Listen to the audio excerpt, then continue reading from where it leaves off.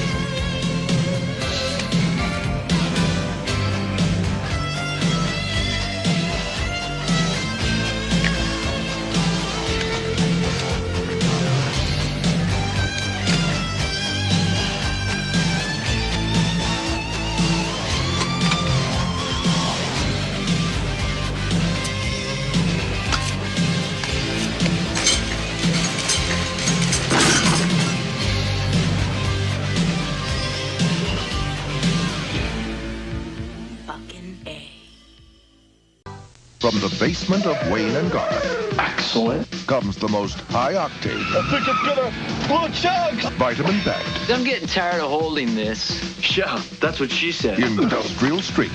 From this height, you could really hock a loogie on someone. Adventure of all time. Hi, Wayne.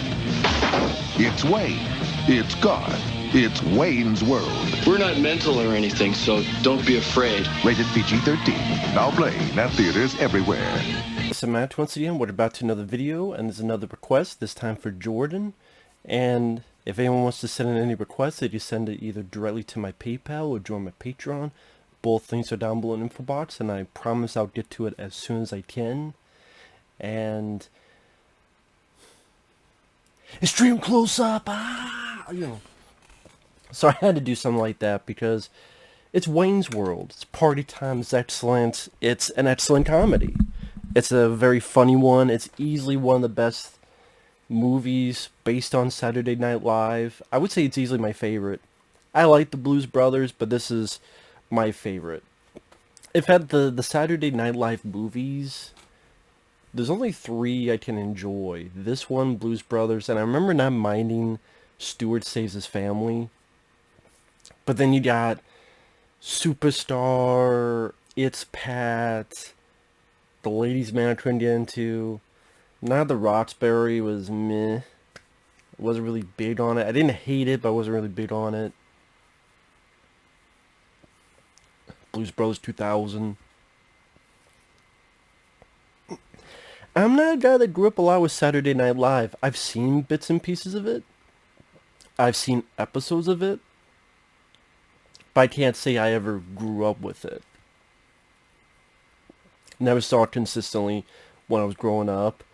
And honestly, I saw the movie first before I even know it was Saturday Night Live. I think one of the many reasons why it works is because Mike Myers and Dana Carvey really kind of blend into these characters. They become Wayne and Garth. And they're very endearing lead performances. These 2 guys doing this show in their basement, cable access show, being free, having fun, just hanging out with their friends, and the pure joy of doing this show. And maybe though, I kind of wish they did this show for real. Like they actually did a weekly Wayne's World segment every week. I guess technically Saturday Night Live they probably did, but I mean like an actual show. In fact, that would it'd be interesting to see like what would encapsulate, say, a 20-25 minute whole show of Wayne's World from beginning to end. It's too bad they didn't film more material. That could have been a fun Easter egg. Like, here's an episode of Wayne's World.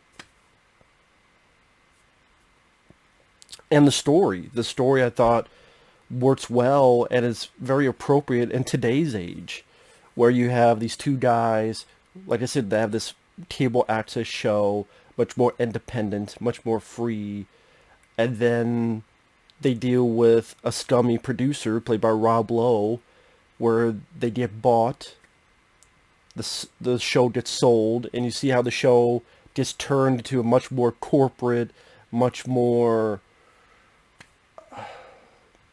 of a sellout, and they even make jokes and humor about the selling out, and just how the show, even though you may get more money behind it, you get more eyes, you get more producers, how a show will get turned into something that it's not, so it's less innocent, it's less charming, and much more corporate.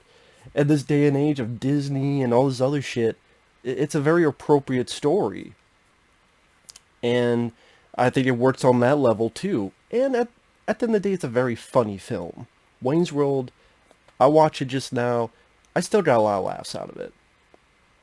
And it's very creative. It's a very creative movie. There's been other movies that have done this. Ferris Bueller's Day Off. Around this time you had a film called Cuffs with Richard Slater, where your characters talk to the camera, and so the cameraman actually we never see the cameraman as a person behind it, but just almost like the camera itself is an entity, and they talk to it. And it's definitely a movie that plays around not in the realm of reality.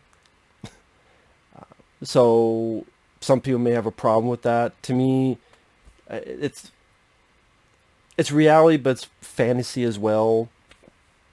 For example, there's a place at the donut shop where they open up a door and they see all these guys fighting. What are you going to use all these guys for? Oh, nothing. I just always wanted to open the door and see people train like they're in a James Bond movie. Because they open the door, it's like a complete factory with guys fighting and martial arts. And then they close the door. I mean, the T-1000, Robert Patrick makes an appearance. Have you seen this boy? Ah! I remember watching this on VHS tape. And it has all the elements working for it. Two leads, Mike Myers, that sort of, not surfer dude, but the certain way he's doing his voice. Yeah, monkeys might fly out my butt. Not. That sort of tone, it's not annoying, and it's endearing, it's charming. And then Garth, with the way the haircut is, and it's like, the lights may be on, but not everyone may be home, and how he gets steered by certain strangers, and he'll act tough, and like the certain noises, certain faces Dana Carvey makes as Garth, they just worked very well together. I know there's a recent Super Bowl commercial. I wasn't really big on it. Maybe because it's fun to watch these guys do this when they're 20, 30 years old, but when they're 50, 60 years old, it seems a bit more sad. It goes with a lot of these guys trying to bring back the glory days. It's like, you know what, I love nostalgia, but it's getting old hat, in my opinion. I would just rather rewatch this. Before I go on, it's directed by Penelope Spheeris. Now, Penelope Spheeris, she did there was a Decline of Western Civilization, which I still have yet to see. There were two of them. I haven't seen either one. I've seen bits and pieces. I liked what I saw. And that's about rock and roll, among other aspects. She would go on to direct films like Black Sheep with Chris Farley and David Spade, another film I quite enjoy. And I know during the making of the film she did not get along the best with Mike Myers. Also, not just on the filming of it, but the editing of it. And that's one of the reasons why she did not do Wayne's World 2. In fact, it seemed as if Mike Myers was the reason. No, Penelope, you're not doing Wayne's World 2. I got more power now because the first one was a hit. I'm helping write the film, produce the film. You're not directing it. So then she went on to direct the Beverly Hillbillies movie while they did Wayne's World 2. And Wayne's World 2, I'll get to that. I don't hate the film, but I'm not a big fan because I think it's a big step down in quality. because of sequelitis, because a lot of the same type of jokes here are kind of copied into that. A lot of the same beats of the story kind of copied. Wayne's World 2 to me feels like a tired sequel, but I'll get to that in the next one. But this, like I said, I thought the story works, the two lead characters work. Rob Lowe, who of course worked in comedies later like Tommy Boy, he fits in this type of film where it's more comedic, but he's playing the silent producer, but he's still in on the whole joke. He doesn't feel out of place. Like, I like Christopher Walken, but he felt out of place in Wayne's World 2. Rob Lowe fits in this world, in this universe. And, he's a good actor as well. He played a good villain, Tommy Boy, just like he did in this.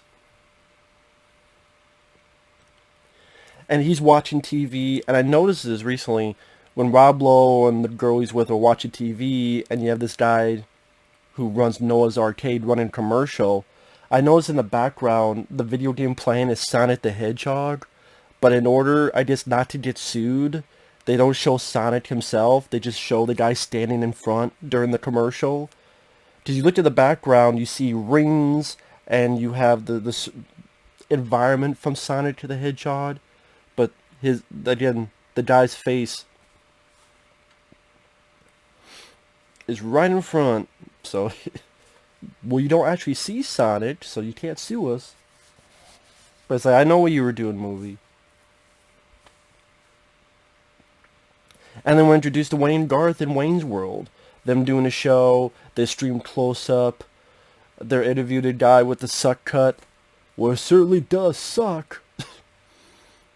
Like I said, there's energy and vibrancy in their performances. Like, these guys really wanted to prove that we could make this movie work. That a Saturday Night Live movie could be successful. And this is the reason why you got so many of those type of films throughout the 90s. But none of them really reached the level of success of Wayne's World. Because quite frankly, most of them I thought sucked. Or was mediocre at best, or meh. Again, I like Stu Saves His Family. The rest, not so much. It's Pat. Fuck that. And you get endeared with Wayne, where he's the guy just wanting to live out his dream, and he's trying to get through life. Let me put it this way. I got an extensive collection of name tags and hairnets. You see them all on the wall. Of course, you have the Bohemian Rhapsody, which, from what I understand, Freddie Mercury, before he passed away, he did see that, and he really enjoyed it. That's apparently what happened. Which, that's very nice. Just definitely, when you think of the music of Queen, that's a scene that pops up a lot. I think because not only is it a great song, I think that's really the movie that brought that song into the mainstream. I mean, it was successful in the past, but there could be a lot of moviegoers that didn't remember that song or hadn't heard that song in a long time, and then that went into play, and then when you have these characters, ba-da-da-da-da-da-da, I think one of the reasons why that works, again, not just because it's a good song, when scenes like that happen in real life, that's something you can relate to, where you're in a car and you hear a piece of music and you're bopping your head, you're enjoying it, and then almost either you've done this in real life or you want to do this in real life, where you're with your friends and you're having this connection where you're just having fun or lip syncing the song. The pure joy that the characters are having is infectious. And you're with these characters enjoying the song along with them. I think that's what this film delivers fairly well, is an infectious joy. And it's quirky, but it's not... I don't want to say it's not out of the blue, but it fits. In a weird way, quirky, consistent tone. Whether it be Wayne obsessed with the guitar. Oh yes, it will be mine. And Garth's like, you can't afford it. Live in the now. Or when they go to the donut shop, you have Ed O'Neill from the TV show Married with Children, and talk about how, was it when a man kills another man in battle? But if a man kills another in passion, and just how psycho Ed O'Neill is. And it's like, what the fuck? Where's this coming from? But it's funny because of how out of blue cold this character is. But then they try to replicate in the sequel, and it's just not as fresh when you see it done a second time. That's one of the big issues with the sequel. You have the ex-girlfriend of Mike Myers' character Wayne when she won't leave him alone. I got you a present. If it's a severed head, I'm going to be very upset. Like I said, there's some really good lines. And you do get some recognizable cameos. Or actors. I mean, Rob Lowe I mentioned. Meatloaf. The singer who did songs like a bad vow, keep going till you're gone. He's been in movies like Rocky Horror Picture Show, Black Dog with Patrick Swayze. Meatloaf is in this. He's the guy in front of the club when Wayne and Garth are going in. Who's playing? Meatloaf is the guy who says, the Jolly Green Giants and the Shitty Beatles. And they go, are they any good? They suck. So it's not just so it's an appropriate name. I did not realize until now that was Meatloaf. I'm like, that guy looks familiar. Is that who I think it is?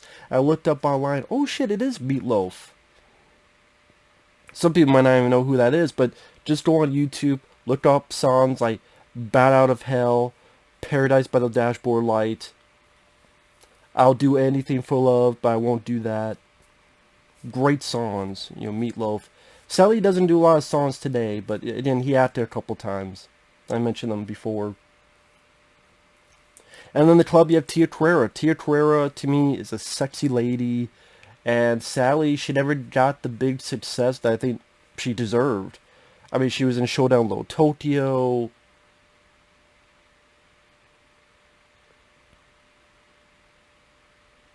Man, it's hard to think. She didn't get to do a lot of big roles. Like, to me, she should play a tough, strong female. And I'm trying to remember. I think Double Impact. I think she was going to be cast in Double Impact because she was going to be one of the Van Damme's girlfriends in Hong Kong. Was it Chad or Alex? I always forget. One's in California. Was it Chad or Alex? The slick back hair one. I forget the names. I should know better. I think Alex. And instead they got some white girl because someone's like, no, you can't be an Asian girl. So it's on the Double Impact making of documentary. And I thought that was interesting. I think there's actually test footage of Tia Carrere, but she didn't get that part because the asshole studio or who the fuck might have been the studio. But anyway, yeah, she didn't. She's worked in other stuff, but nothing too big of a role, which is sad. Very sad. I think she was in Top of the World with Peter Weller.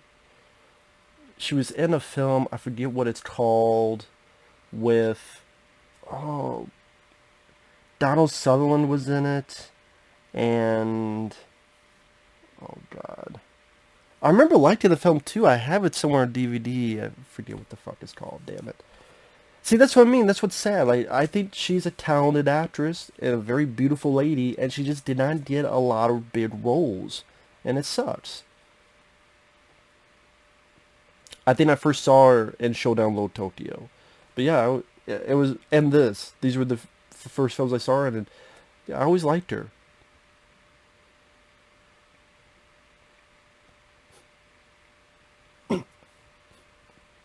And the way the Wayne and Garth characters act, their vernacular, definitely became something that a lot of people mimicked, a lot of people remembered throughout the 90s. Like going not, or swing. I mean, fucking Ninja Turtles 3 did it. Which I thought was weird because the reason Wayne and Garth did that was they want to bone, they want to fuck the person. Which made sense with Wayne and Garth, the way those characters are. When the Ninja Turtles do it to April O'Neil in Turtles 3, and they look at April and Leo and Donnie going swing, I'm like, so they want to fuck April O'Neil. Not that I blame them, but when you know that's the... Like, that's what it is. It's like, did the makers not even realize what Schween meant? Schween means, like, you're moving your dick, and you want to... But... I did, it's like the Peter... The Peter, yeah. Freudian slip. The people, maybe they had the Peters out while writing the script of Turtles 3. That director is like, the kids are saying this thing called swing. Maybe it deals with, going on a swing. That director didn't know what the fuck he was doing. Because he wrote the film, too, for Ninja Turtles 3. But that's another story. Fucking idiot.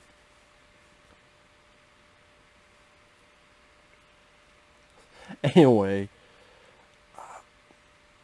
Yeah, that vernacular, many people used it throughout the 90s. Not all the jokes work. I could imagine if people saw this today, they would be confused by a couple of things. Like, there's a joke with Grey Poupon, where Michael Myers, like, roll it down. And the guy next to him in the car rolls it down. Do you have any Grey Poupon? There may be people today who's like, what the fuck does that mean? Well, because there was an old commercial, fairly popular commercial at the time, about this Grey Poupon, the mustard, and these gentlemen, and 2 fancy cars. It was popular at the time, but I wonder if someone today, they might not know what the fuck Grey Poupon is. Maybe they'll laugh because Poupon sounds like poop, but it's like, no, that's not what it means, so. That's definitely a joke that dates the film, so to speak. But that's what I mean, it does have moments that you don't see coming in a good way, both dialogue-wise and visual-wise. Dialogue-wise, for example, when they get these checks for $5,000 and Dana Carvey turns to the camera, it's like, get under. Why is this guy giving us contracts? And then he's like, did you see the Twilight Zone episode where a guy got his tongue cut out and put it in a jar and had baby tongues? Yeah. Would you ever expect the conversation to go that way? No, but the way Dana Carvey says it and the way he expresses it and the way Garth, it works. Or how Tia Carrere learned English from college and from the Police Academy movies. Or having fun with subtitles. Like, Mike Myers talks, and then he stops talking, but the subtitles keep going and going, and just waiting for the subtitles at the end. I like when movies did try to be creative that way. One of the best parts is its take on selling out, on ads, on advertising. My friend Mike OCP, he did a review. He did a nice job at the beginning reiterating that. I was thinking of doing something else, but I'd be just copying him, so I didn't want to do that. Go watch my friend Mike OCP Communications review. He did a good job. I'd just be stealing what he thought of. But it's when they're on set, there's all this product placement, and purposely, putting up the Pizza Hut box, and what was it? I will not bow to any sponsor. And you got the Doritos.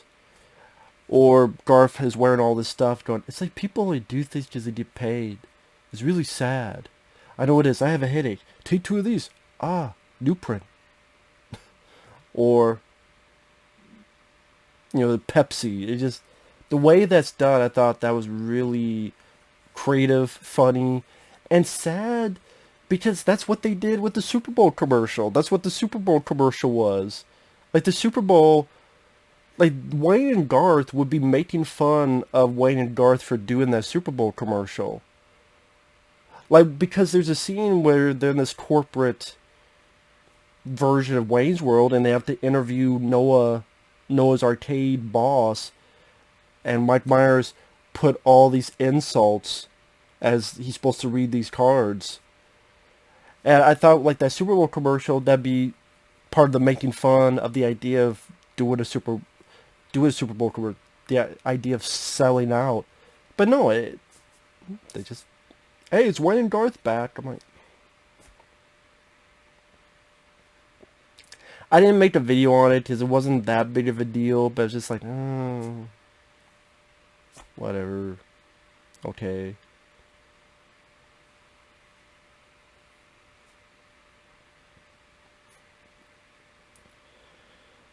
There's the scene where Wayne and Garth are outside on the roof of a car, and one's whistling Star Trek.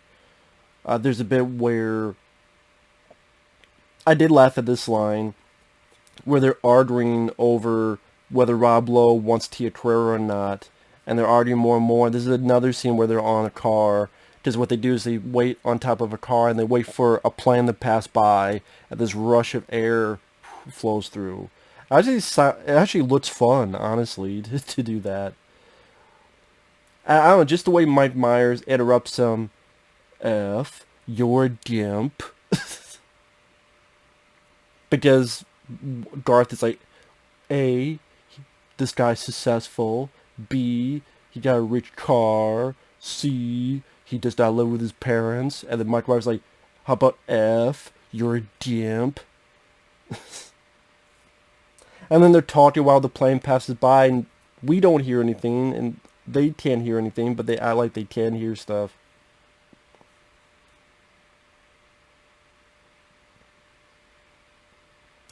Aspector says what? What? Aspector says what? What? Exactly. Or even like there's a random, not random, but there's a scene where he gets a guitar. He's ready to play Stairway to Heaven, and the owner stops. No stairway. No stairway. Denied. And that joke made me laugh because of how long Stairway to Heaven is, and people are like, yeah, you can test it, but don't test that song, because it'll be like 20 minutes of you standing here. Maybe I'm thinking too much of the joke, but that's how I took the joke. I thought that was rather funny. And that's it, creative. It's a clever script. I said the soundtrack. The soundtrack is great. You got Alice Cooper's "Feed My Frankenstein." You have Ballroom Blitz. You have Bohemian Rhapsody. Even the Wayne's World theme is catchy. It's party time. Excellent. I remember having the cassette tape. I don't have it anymore, but I remember having the cassette tape of Wayne's World. Just like you said, it had a lot of good songs on it. Even the sequel, I thought, had a step down in songs. Other than Aerosmith, but other than that, really nothing much to run home about music-wise. I like you have a Ode to Laverne and Shirley's intro. You have Chris Farley making an appearance as security guard. Always great to see Chris Farley. I immensely miss Chris Farley. I really do. So even in the little cameo, he pops up in the sequel in a different role, but it's always nice to see Chris Farley. I miss the guy so much. Mike Myers trying to drive to meet Tia Carrere. He gets stopped by a cop, and it's fucking Robert Patrick, the T-1000. Have you seen this boy? And Mike Myers like, ah! That still makes me laugh. But then again, they try to do that in the sequel, where instead they get stopped, and it's a fucking dinosaur because it's an ode to Jurassic Park. And you go, okay, you're just copying this. Another blockbuster movie that came out the same year you're released.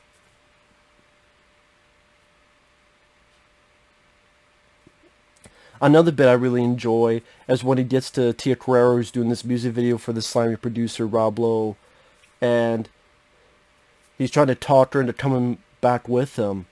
And Mama's like, that's okay, I don't mind. And he splashes water on purpose, I don't mind. And then the subtitle reads, Oscar clip, and I never learned to read. Again, the way he sells that, the way he does that, I thought was pretty damn funny. This is, even line readings make it funny. And that's another thing with comedy I don't think a lot of people take notice of, importance of. You can have a line, but the way you say it, even if you think the line's rather dull, if you say it the right way, the right tone, the right inflection, that could get a laugh. For example, I believe Kurt Fuller is the actor's name. The same guy who's the main bad guy in No Holds Barred, like the main corporate bad guy. Because you had Zeus, the Tiny Lister Jr., may he rest in peace, as the physical bad guy, but then you had the corporate guy. I believe his name's Kurt Fuller. He was been in a lot of other stuff too. He was in The Violent Mistress of the Dark, among others. He works with Rob Lowe, but then eventually he turns to the good side. Well, Dana Carvey's trying to get him to his line of thinking, and he's talking about how Rob Lowe's character Benjamin is a piece of shit. And he says, if Benjamin was an ice cream flavor, he'd be pralines and dick. And the way he says, and dick, the way he said that line, the tone he said it, that also made me laugh. And even the ending, it was clever and creative that they had multiple endings. You had the really bad, sad ending, then they did the Scooby-Doo ending, then you have the super happy ending. But again, they copy that with the sequel. That's the thing with the sequel. They just copy a lot of the stuff. And that's because it came out a year after this. It's very rushed. Now again, I don't hate Wayne's World 2. I don't think it'll be a rant. There are moments that I enjoy in the sequel, and I like the two lead performers, but to me there's a lot of laziness in the sequel. Here, it's fresh, it's fun, it's still funny, it's entertaining, it went by a good pace. The DVD had a 20-some minute making of, which was cool. I think you could go on YouTube, there's moments of... You could go on YouTube, there's Zoom interviews where Mike Myers and Dana Carvey, they talked about the creation of Wayne's World and making the film, which is nice. I think even there's some new ones because they did that Super Bowl commercial.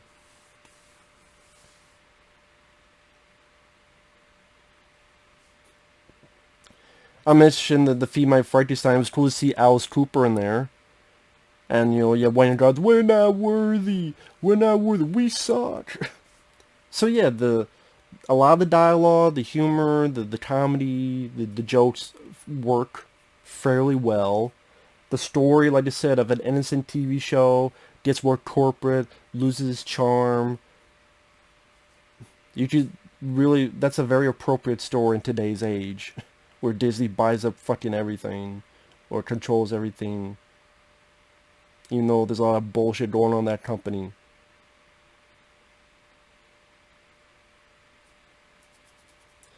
And at the end of the day, is the comedy funny? Yes. Are the two leads likable? Yes.